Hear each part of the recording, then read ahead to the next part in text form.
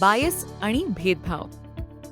Artificial इंटेलिजन्सच्या संदर्भात bias आणि भेदभाव यांबद्दल बोलूया. समजा आपल्याकडे AI सिस्टीम आहे जी नोकरीच्या अर्जांचे वर्गीकरण करणे अपेक्षित आहे. हे मागील ॲप्लिकेशनच्या डेटा सेटवर प्रशिक्षित केले गेले आहे, जिथे यशस्वी बहुतेक करून पुरुष होते.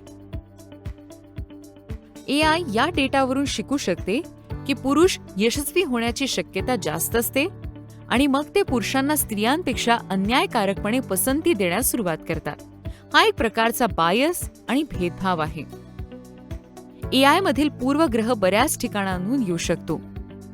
हा डेटामधून येऊ शकतो. हा AI प्रोग्राम करण्याच्या पद्धतीतून किंवा AI बनवणाऱ्या आणि वापरणाऱ्या लोकांकडून देखील येऊ शकतो. यामुळेच AI मधील बायस अनुचित जॉब ॲप्लिकेशन सिस्टीम पासून पक्षपाती चेहरे ओळखण्यापर्यंत सर्व प्रकारच्या समस्या उद्भवू शकतात.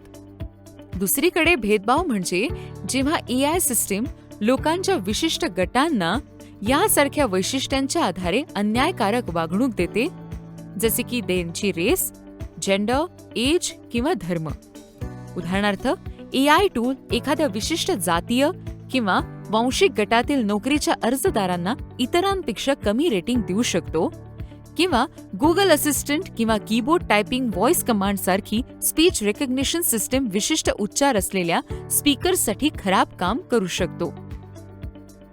म्हणून जेव्हा आपण AI मधील बायस आणि भेदभावाबद्दल बोलतो, तेव्हा आपण पक्षपाती डेटा किंवा प्रोग्रामिंगमुळे AI सिस्टीम चुकीचे निर्णय किंवा प्रेडिक्शन करण्याच्या समस्येबद्दल बोलत असतो. ही एक मोठी समस्या आहे आणि ही अशी गोष्ट आहे जी AI मध्ये काम करणाऱ्या प्रत्येकाने जागरूक असणे आणि टाळण्यासाठी काम करणे आवश्यक आहे.